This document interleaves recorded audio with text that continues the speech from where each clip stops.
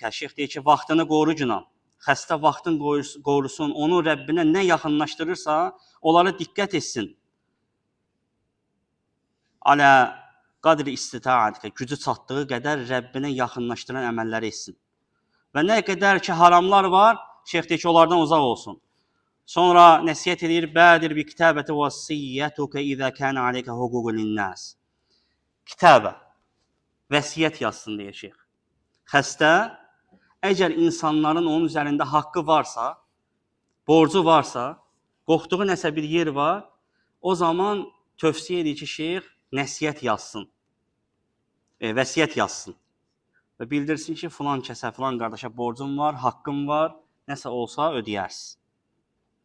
Öz ailəsinə və yaxud qardaşına, yaxınlarına. Və sonra təhəllələ mimmən ləhu aleykə haqqun.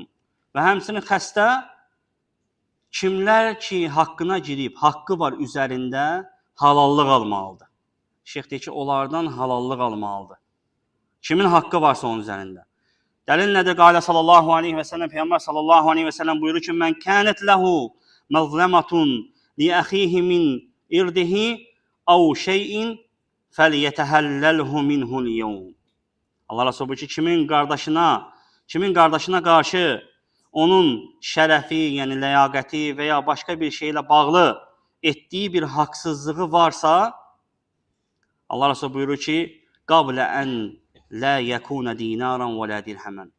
Dinar və dirhəmin fayda verməyəcəyi, yəni qiyamət günündən əvvəl halallıq alsın. Hansısa qardaşın haqqına girmişsən, müsibət düçar olub, xəstəlik içindəsən, halallıq al canım. İn kənə ləhu əməlun salih, uxizə minhu bi qadri məzləmətihi.